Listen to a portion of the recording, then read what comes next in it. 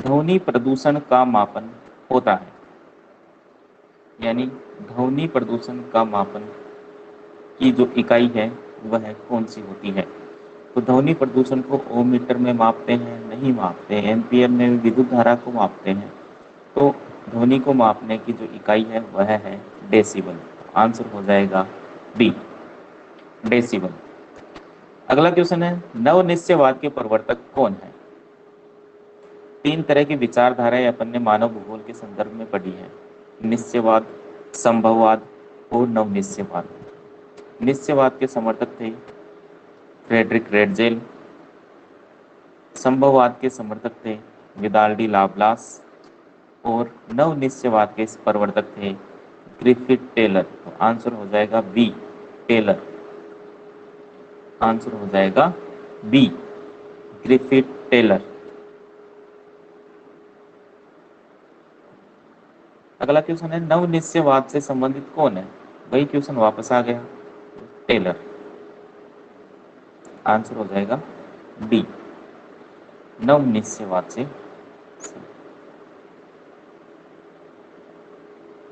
अगला क्वेश्चन है, निम्नलिखित में से कौन एक जनसंख्या परिवर्तन के कारक नहीं है। निम्न में से कौन सा एक जनसंख्या परिवर्तन का कारक नहीं है। आंसर हो जाएगा बी, आवास। जन्म दर, मृत्यु दर और प्रवास, ये किसी भी राष्ट्र की जनसंख्या परिवर्तन के सबसे महत्वपूर्ण कारक माने जाते हैं। अपना क्वेश्चन था कि कौन सा महत्वपूर्ण कारक नहीं है, तो आवास नहीं है। अगला क्वेश्चन है, निम्न में से कौन सा आयु वर्ग कार्यशील जनसंख्या का प्रतिनिधित्व करता है। यानी कार्यशील जनसंख्या में शामिल करते हैं किसको, 15 से 25 वर्ष को, 15 से 50 वर्ष को, 15 से 59 वर्ष को। क्या आंसर होगा, किसे कहते हैं कार्यशील जनसंख्या। तो आंसर हो जाएगा सी, 15 से 59 वर्ष, इसे कार्यशील जनसंख्या कहते हैं। जी, अपन ने आयु वर्ग को कितने भागों में बांटा है, 0 से 14 वर्ष, फिर 15 से 59 वर्ष और 59 वर्ष या इससे अधिक। इन सबको तीन भागों में अपन ने बांटा है, बाल वर्ग, युवा वर्ग और वर्ध वर्ग। इन तीन वर्गों में बांटकर अपन इसका क्या करते हैं, अध्ययन करते हैं। अगला क्वेश्चन है, किस वर्ष यूएनडीपी मानव विकास सूचकांक प्रकाशित कर रहा है। यानी किस वर्ष से यूएनडीपी मानव विकास सूचकांक है वह प्रकाशित कर रहा है। तो दोस्तों आंसर होगा वर्ष 1990 से। वर्ष 1990 में महबूब उल हक के निर्देशन में सबसे पहले मानव विकास सूचकांक है वह प्रकाशित किया गया था। अगला क्वेश्चन है, मसाई क्या है। बताइए क्या है मसाई।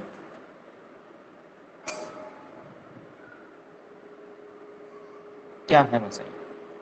तो मसाई कृषि उपज है, एक जनजाति है, या एक चिकित्सक है, या एक मरुभूमि है। तो दोस्तों मसाई एक प्रकार की जनजाति है।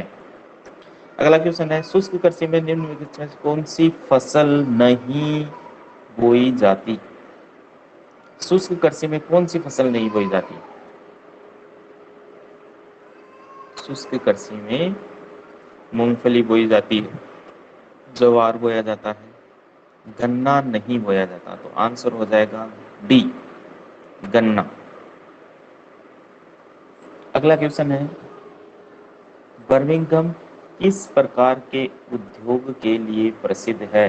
तो बर्मिंघम लोहे इस्पात के लिए प्रसिद्ध है। आंसर हो जाएगा सी। अगला क्वेश्चन है, मैनचेस्टर किस लिए प्रसिद्ध है। किसे कहते हैं मैनचेस्टर। अपन ने क्वेश्चन कई जगह पढ़े, राजस्थान का मैनचेस्टर, भीलवाड़ा। तो मैनचेस्टर किसके लिए प्रसिद्ध होगा, सीधी सी बात है, सूती वस्त्र उद्योग के लिए प्रसिद्ध होगा। तो आंसर हो जाएगा बी, सूती वस्त्र उद्योग। अगला क्वेश्चन है, निम्नलिखित में से कौन सा एक तृतीय क्रियाकलाप है? तीसरा क्रियाकलाप। तो दोस्तों आखेट करना, मछली पकड़ना, कृषि करना, ये तो सब प्राथमिक व्यवसाय हैं। तो आंसर हो जाएगा डी, व्यापार। व्यापार कैसा है? तृतीय क्रियाकलाप है। अगला क्वेश्चन है, बाह्य स्रोतन सहायता क्या है? बाह्य स्रोतन से क्या तात्पर्य है? तो दोस्तों बाह्य स्रोतन का तात्पर्य दक्षता सुधारने से भी है, विकासशील देश में रोजगार के अवसर बढ़ाने से भी है, और कीमतों में जो वृद्धि है उसको कम करने यानी उसको घटाने से भी है। तो इसका आंसर हो जाएगा डी, बाह्य स्रोतन का सहायक है डी। अगला क्वेश्चन है, विश्व का सबसे लंबी झील जलमार्ग कौन सा है? झील जलमार्ग कौन सा है? कौन सा? बताइए। सबसे लंबा झील जलमार्ग है ग्रेट लेक सेंट लॉरेंस जलमार्ग। आंसर होगा डी। अगला है, विश्व व्यापार संगठन का मुख्यालय कहाँ है? विश्व व्यापार संगठन WTO, वर्ल्ड ट्रेड ऑर्गेनाइजेशन, कहाँ है इसका? तो जेनेवा। जेनेवा कहाँ पड़ता है? स्विट्जरलैंड में। तो आंसर होगा डी, जेनेवा, स्विट्जरलैंड। अगला क्वेश्चन देखिए, निम्नलिखित में से किस प्रकार की बस्तियां सड़क, नदी या नहर के किनारे होती है? मान लो ये सड़क है, या नहर मान लो, या इसको कोई नदी मान लो। इस नदी के किनारे विकसित होने वाला प्रतिरूप किस प्रकार का प्रतिरूप कहलाता है? तो यह है रेखीय प्रतिरूप। आंसर हो जाएगा ए, रेखीय प्रतिरूप। फिर है, मेगा सिटी की जनसंख्या कितनी होती है? दोस्तों मेगा सिटी की जनसंख्या होती है 50 लाख से कम, 10 लाख से अधिक और 50 लाख से कम। तो आंसर हो जाएगा सी। अगला है, एसेन कहाँ है? एसेन कहाँ है? तो एसेन जर्मनी में। तो आंसर हो जाएगा सी, एसेन जर्मनी। अगला क्वेश्चन है, किस नगरीय क्षेत्र में प्रवासी जनसंख्या का अंश सर्वाधिक है? प्रवासी मतलब एक स्थान को छोड़कर दूसरे स्थान पर जाकर रहने वाले लोगों से जनसंख्या का अंश सर्वाधिक देखने को मिलता है। तो भारत के 4 महानगर ऑप्शन में दिए गए हैं, मुंबई, दिल्ली, चेन्नई और कोलकाता। तो आंसर होगा डी, कोलकाता। सर्वाधिक प्रवासी जनसंख्या का अंश कोलकाता में देखने को मिलता है। अगला क्वेश्चन है, निम्नलिखित में से कौन पर्यटन नगर है? पर्यटन नगर कौन सा है निम्न में से? अंकलेश्वर नहीं है, कानपुर नहीं है, पटना नहीं है, नैनीताल। ये पर्यटन के लिए प्रसिद्ध है, बहुत ही सुंदर जगह है, कभी गए नहीं हो तो जरूर जाना। उत्तराखंड, नैनीताल बहुत ही सुंदर जगह है। तो आंसर हो जाएगा ए, पर्यटन नगरों की श्रेणी में नैनीताल को शामिल किया गया है।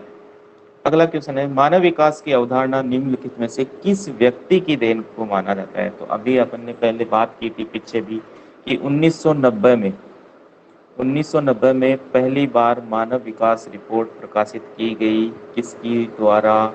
महबूब उल हक के प्रयासों से। तो आंसर हो जाएगा सी, महबूब उल हक। अगला क्वेश्चन है, निम्नलिखित में से कौन राजधानी नगर है? तो दोस्तों इनमें से आपको दिख रहा है राजधानी नगर कौन सा है? इसमें एक ही राजधानी है, चंडीगढ़। तो आंसर हो जाएगा सी, चंडीगढ़। अगला है, निम्नलिखित में से कौन सा नगर नदी तट पर अवस्थित नहीं है? नदी के तट पर स्थित नहीं है, ध्यान में रखना, है नहीं पूछा है, नहीं है। कौन सा नगर नहीं है? तो दोस्तों कोलकाता किसी भी नदी के तट पर स्थित नहीं है, पटना भी है, आगरा भी है, भोपाल भी है। तो आंसर क्या हो जाएगा? डी। अगला क्वेश्चन है, फरीदाबाद किस राज्य का एक शहर है? ध्यान ध्यान से पढ़ना, किस राज्य का एक शहर है? फरीदाबाद किस राज्य का एक शहर है?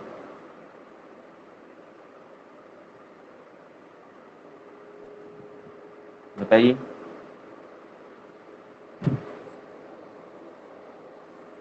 फरीदाबाद कहाँ पड़ता है? हरियाणा। आंसर होगा डी।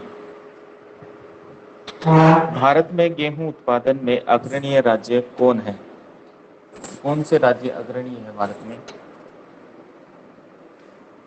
गेहूं उत्पादन में? डी, उत्तर प्रदेश। भारत का सबसे अग्रणीय राज्य है उत्तर प्रदेश, गेहूं उत्पादन की दृष्टि से सबसे अग्रणीय राज्यों की श्रेणी में इसको शामिल किया गया है। अगला है, निम्न में से किस नदी का जल उपयोगिता से सबसे अधिक है? इसका आंसर होगा सी, गंगा नदी का जल उपयोगिता की दृष्टि से सबसे अधिक है। अगला क्वेश्चन है, दुर्ग लौह अयस्क उत्पादक क्षेत्र है, यानी एक लौह अयस्क के उत्पादन के लिए फेमस जगह है दुर्ग। तो दुर्ग कौन से राज्य में पड़ता है? तो दुर्ग पड़ता है छत्तीसगढ़ में। आंसर है डी। अगला क्वेश्चन है दोस्तों, बिस्किट उद्योग किस प्रकार के उद्योग से संबंधित है? उपभोक्ता उद्योग। आंसर होगा बी।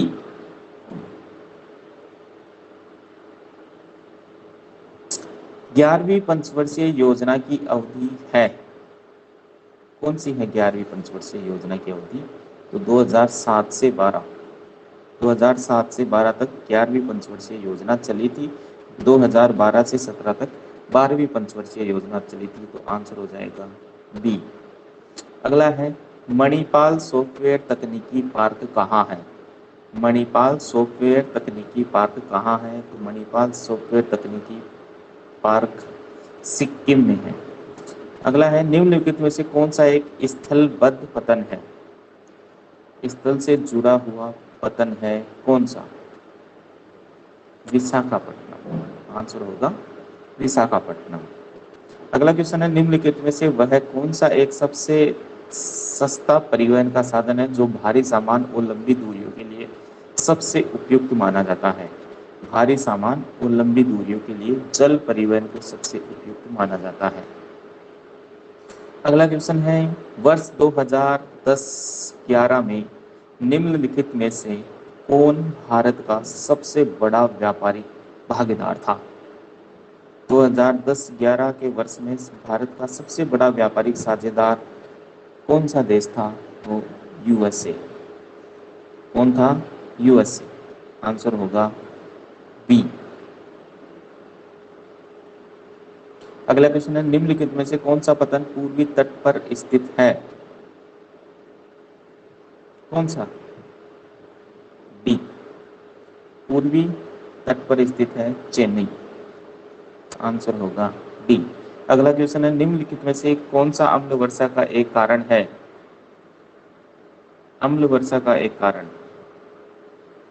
जल प्रदूषण नहीं, भूमि प्रदूषण नहीं, ध्वनि प्रदूषण नहीं, वायु प्रदूषण।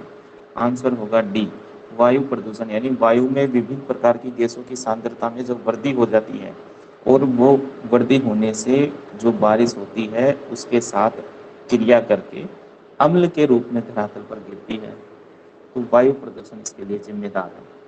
अगला क्वेश्चन है, निम्नलिखित में से कौन सा एक मानव भूगोल से संबंधित क्षेत्र नहीं है? काफी बार पूछ लिया, मात्रात्मक क्रांति का संबंध मानव भूगोल से नहीं है। आंसर होगा बी। तो दोस्तों, इसी के साथ आज का अपना टॉपिक है जो 35 क्वेश्चन है आज के अपने कंप्लीट होते हैं। दोबारा मिलेंगे जल्द ही आपके साथ। जय हिंद, जय भारत।